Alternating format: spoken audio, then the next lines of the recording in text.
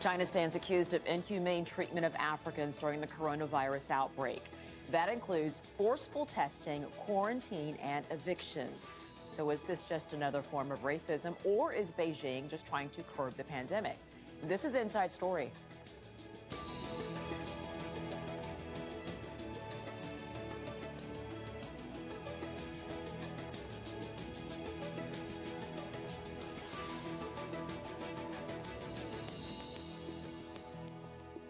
Hello and welcome to the program. I'm Rochelle Carey. They are China's key trading partners, but some African leaders have been angered over Beijing's reported discrimination against their citizens and demanded answers from the Chinese government over reports Africans are being targeted because of fears they could spread coronavirus. A recent rise in COVID-19 infections in China has been linked to people from abroad. The Chinese government is worried there could be a second wave and has stepped up its scrutiny of foreigners. African students and expatriates have reportedly been evicted from their homes, tested for coronavirus several times, and are being shunned in public. The incidents have sparked a diplomatic row with the African Union, African governments, and the United States. And Chinese ambassadors have been summoned by African officials in different countries. In a rare open critique of Beijing, the Speaker of Nigeria's House of Representatives tweeted a video of himself pressing its envoy on the reported ill treatment of Africans. He was heard saying, "It's almost undiplomatic the way I'm talking, but it's because I'm upset about what's going on." The Speaker of the House asked the diplomats to explain scenes that have gone viral on social media platforms. The United States consulate in Guangzhou has advised African Americans to stop traveling to the city. In a statement, it said this: police ordered bars and restaurants not to serve clients who appear to be of African origin. Local officials launched a round of mandatory tests for COVID-19, followed by mandatory self-quarantine for anyone with African contacts, regardless of recent travel history. African Americans have also reported that some businesses and hotels refuse to do business with them. China says its policy towards Africa hasn't changed and denies discrimination against what it calls its African brothers. This is what the Chinese Foreign Ministry spokesperson had to say about accusations made by the U.S. Under the current situation where the international community urgently needs to work together and fight against the epidemic, it is irresponsible and immoral for the U.S. side to make those remarks and sow discord. We urge the U.S. to focus on containing the epidemic at home. Its attempt to drive a wedge between China and Africa's relationship will never succeed. In response to the recent African side's concerns regarding their citizens in Guangdong province, the Guangdong authorities have already conducted an investigation and taken a series of new measures. We believe that the issue will be properly solved through the joint efforts of China and Africa. You're watching the news and something catches your eye. This can be a great trading opportunity.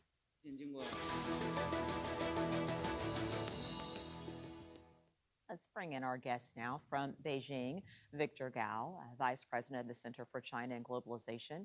From Wuhan is Gabriella Dillon, a medical student from Uganda, and from Hong Kong, Keith Richburg, Director of the University of Hong Kong's Journalism and Media Studies Center. Thank you all for joining us. We appreciate it very much. I want to start with you, Gabriella. So you're in Wuhan, obviously, which is where this pandemic started. Just what is daily life like there now? What are the restrictions that you are still dealing with? Life is better. Life is back to Wuhan. So far, the locals, it's mostly the Chinese people who are able to go to the supermarkets and the banks and the shops. The foreigners, not so much, because we haven't yet been cleared. We haven't yet got our health certificates and the health codes that we need in order to go to the banks and the supermarkets and all the other places. Otherwise, we can get permission to leave the homes and walk around in the streets, which is better than nothing. So that's how life is now. So as far as getting this permission, these tests and screenings that are needed for you to kind of go wherever you want, it's dealt differently with Chinese as opposed to foreigners. It's a different type of setup.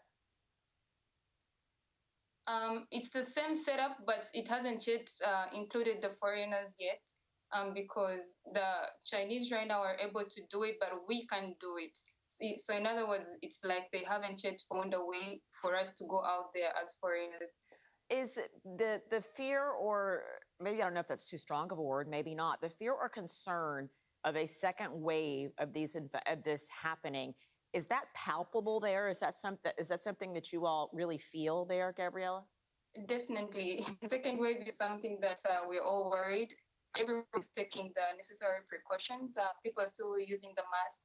People are staying indoors. Not so many people are on the streets, but once in a while, people moving around. And like today, I actually asked for permission to go out and take a walk. And most shops were open, and there were a lot of Chinese out there.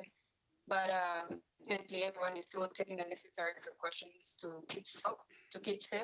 For people, the Chinese still staying indoors. So yeah, people are a bit worried about the second wave. So, Victor, I'm going to come to you now. These reports, these videos, I understand that the Chinese government is by and large saying, that there is not any sort of campaign of discrimination. But what do you see about what is happening there? These videos are what they are. Now, first of all, China-African relations are very, very solid. And for some politicians in the United States to accuse China of practicing racial discrimination against Africans is really a fallacy. We all know how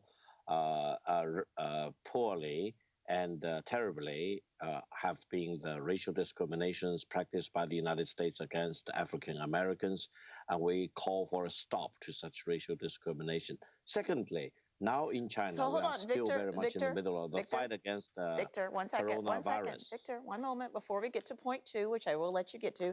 Let's go back to point one. Yes, there is racism in the United States. I am an African American. That is separate and apart from what I asked you about what is going on in China. That is exactly why I would say the US politicians can do a better job in fighting to contain the spread of coronavirus in the United States, rather than, for example, falsely accusing China of practicing racial discrimination against Okay, Africans. We all treat African brothers and sisters as they are. We have high respect for the Africans, and Victor, I will be very much let me try appalled again. by such false accusation. Victor, let me try again. I'm not talking about what's happening in the US. I am talking about what is happening in China. I am talking about the personal accounts from people who, you could see the signs that people are holding up at McDonald's, basically telling Black people, you can't come here. This is real. That is not the United States. I don't want to hear about the United States. I really am asking you, can you deny this? You really can't. No, first of all, China is still in the middle of this fight against coronavirus. That is true. Lots of things have changed. We are not in a normal situation. We have massive amount of quarantine, lockdown, constant taking of temperatures, constant checking of your IDs, your passports, for example. But all this has a purpose. That is to cut off the spread of the coronavirus. And anyone should abide by the rules and the regulations. Many of them are very alienating. Some of them are very intrusive into privacy, as we normally understand. And I would say everyone, Chinese or non-Chinese, Asians, Americans, Europeans, Africans, etc. In this fight against coronavirus, we are all in the same boat. So let's listen to what the government authorities have to say. Let's always carry our ID card. Let's always be willing to have our temperatures taken. And if they want to take our testing, to the testing, because you are doing this not only for your own good, you are doing this for the good of the whole community. Okay, Victor. So I would urge everyone in China to abide by the rules and regulations. Your point is well taken. Absolutely. China is really in a fight right now to make sure that this doesn't come back. And it is a very intrusive situation for a lot of people all over the world, and obviously particularly in China. So I don't think anyone would have a quibble with what you're saying. It just seems that perhaps there's an extra level of measures that are happening to other people. Actually, I'm going to go to Keith now, Victor. I'll come back to you in a moment. Keith, so what Victor is saying, yes, it's absolutely true. We're in a pandemic. Things are going to be a little different now. But it is clear that it seems certain people are being targeted for an extra level of scrutiny. Is that how you see this? It's absolutely how I see that. And with respect, Victor, what I'm seeing here is that China made a decision. Xi Jinping made a decision that this was contained around late March. It was contained in China. And after that, you started seeing no provinces reporting that many new cases, but they claimed that all the new cases of this virus were so-called imported cases. Now, let's unpack that a little bit. These so-called imported cases are actually Chinese citizens returning to China from abroad. But the way it's been interpreted by many people is that these are foreigners bringing in the disease. And so, therefore, foreign diplomats have been told not to come to Beijing. Foreigners in Beijing have been under an increased level of scrutiny, and foreigners, particularly in Guangzhou, and especially African foreigners, have been subjected to this higher level of scrutiny, suspicion, anger, and discrimination in Guangzhou. There was indeed a case where I think several Nigerians went outside of quarantine, went to a restaurant and infected people. Since that happened in Guangzhou, there has been widespread discrimination. I think we. In restaurants, they've been kicked out of their apartments. Keith, just a moment. We had a bit of a technical issue, but Gabriella also wanted to get in, so just stand by. Go ahead, Gabriella. Together with our amazing restaurant partners, we're delivering 500,000 meals. Okay, I want to add on what he said. 80% of the imported new cases were because of the Chinese that came in, but also the other 20% was from the foreigners. So we can't really totally rule out that the foreigners didn't contribute to the imported cases. So it all went down like the foreigners were being tested for corona as well. So it's not only the Chinese that brought the new cases, but also the foreigners. Gabriella, and that's why they were being tested. That's the point. Okay. Yes. Yeah, no, Gabriella, I wanted to ask you, what is it like just as a Black woman living in Wuhan, even before all this happened? Just what does your day-to-day life feel like to you? Honestly, you always feel like a stranger because you're looked at weird when you get on the subway. No one wants to sit next to you, or someone will cover their nose. So you always, but you get used to it. But it's strange. It's a strange feeling. You can't get used to it. It's not home. But the way it's going down now, being discriminated right now, it feels worse than it was before. So as a Black woman, No, go ahead. I feel them, and they don't really. It's like they do it knowingly, you know. So, Keith, I want to ask about that, the feeling that Gabriella is describing. So often people, something that a government is doing gets attributed to the people. It's not always the same thing. You know, there's things that the Chinese government can do that isn't necessarily what you feel from Chinese people, like out in the community, or Asian people, depending on what country you're in. What has your experience been, Keith? It's not all the same. It's not all the same. My experience is that on the official level that Victor is talking about, China wants to have good relationships with Africa, with African countries. This goes all the way back to Mao Zedong, who wanted to have fraternal relations with African countries. China today, modern China, is investing a lot in Africa. They built the African Union headquarters. They're building soccer stadiums. They built the road from Nairobi to Mombasa. They're doing a lot. They're also sending masks and medical equipment there.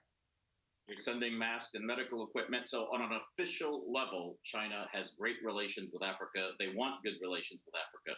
On a person-to-person level, a lot of Chinese, many, I'm not saying 100%, but many still discriminate against Africans. They see Africans as inferior. If a Black person like myself, who's from the United States and speaks English, wants to go teach English in China, we would be turned away because we're not white. They think an English teacher should be white. They're discriminated against in many different ways. African students are discriminated against. They talk about it. Africans in general are seen as criminals. I've gone to Guangzhou, to the area that they call Little Africa or Chocolate City. Africans have told me that they're constantly stopped and harassed for their ID and for their passports.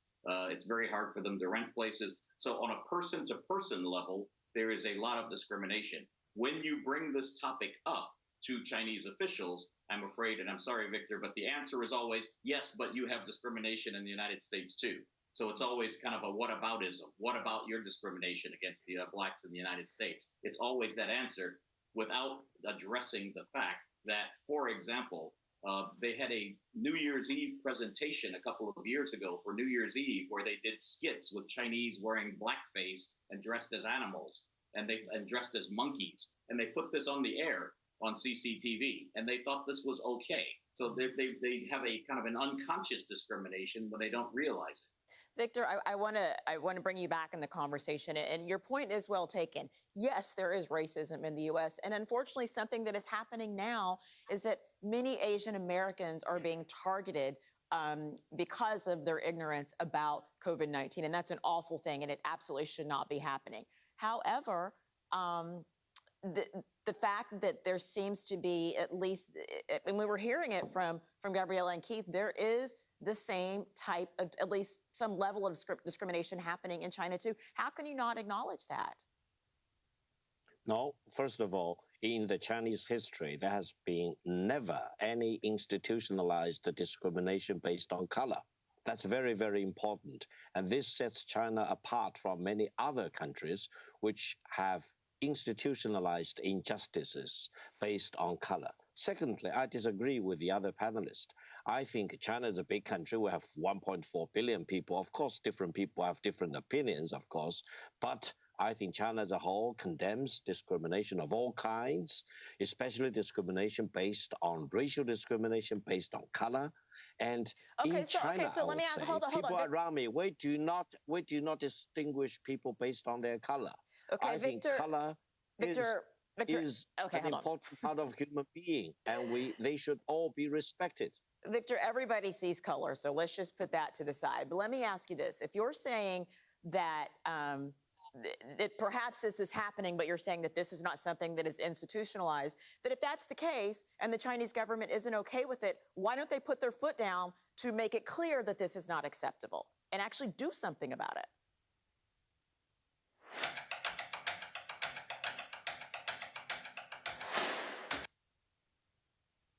No, I think China is one of the best countries in the world in terms of respecting Africans, for example, or people of color from all parts of the world, both as a government, as a society at large, and on a person-to-person basis. I commingle with lots of Africans, actually, in Beijing.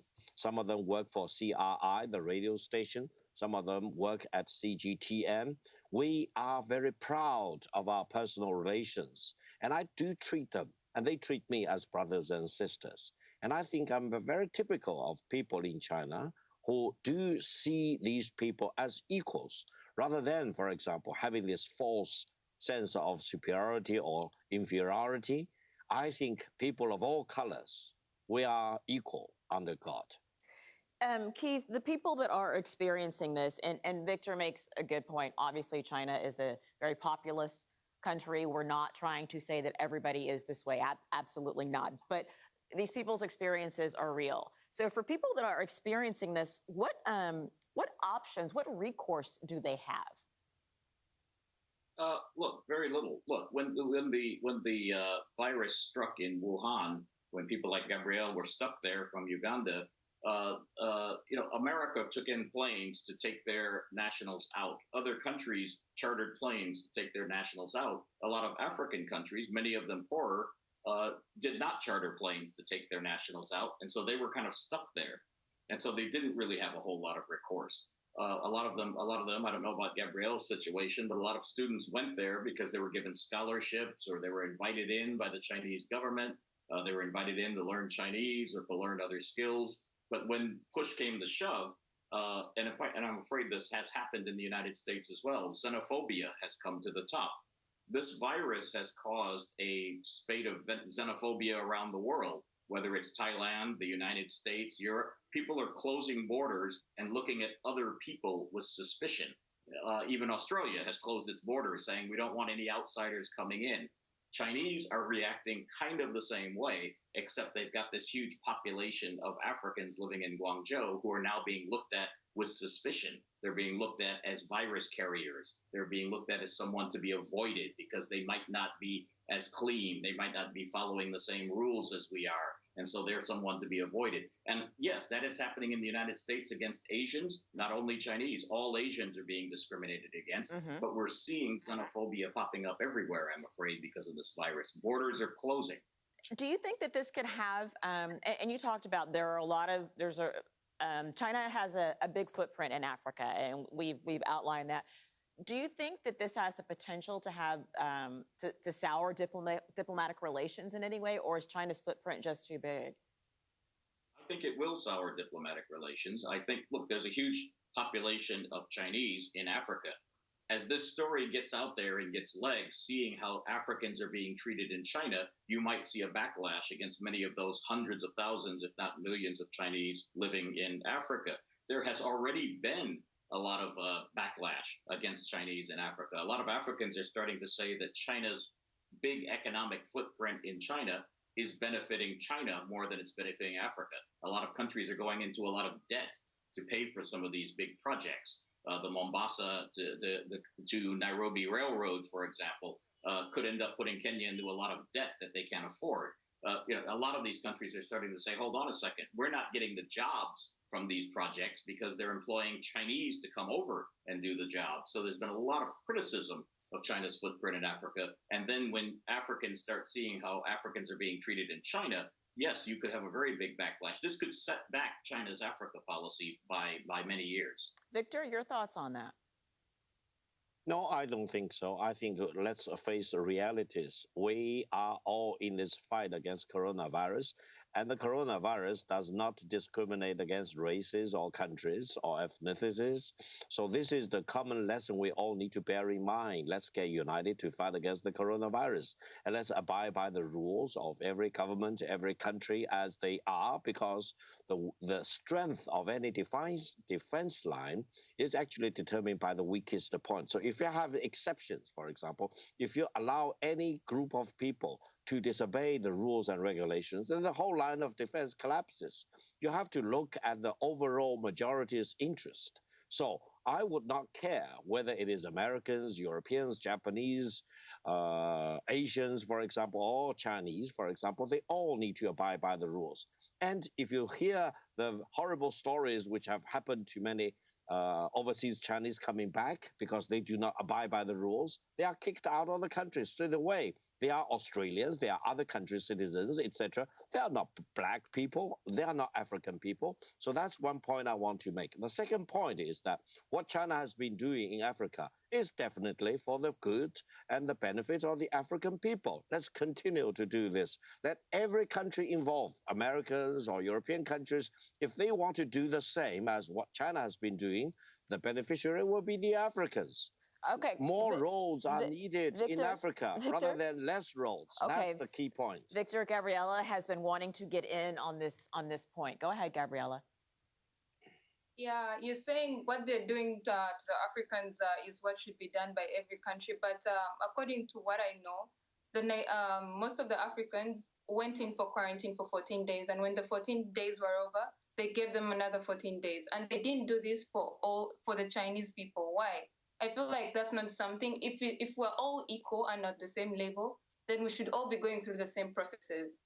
You see what I'm saying? I feel like it's not the same thing when we are being given extra and extra things, that we're being tested twice, we're quarantined twice. It's nonsense. It's not. So, Gabriella, what do you see your future as there? Here, I'm hoping like in a month or so, we're able to access all these things. Because right now, we actually have to apply for the health code. But to get that, they need to monitor you for 14 days to make sure that you're not sick, so that they can be able to let you go out in the public and use all the banks and the supermarkets. Otherwise, I'm hoping to graduate next year and go back home. I've lived here for 5 years and it has been fun, but it's good to go back home as well. Well, hopefully you will graduate and then we can have you back on.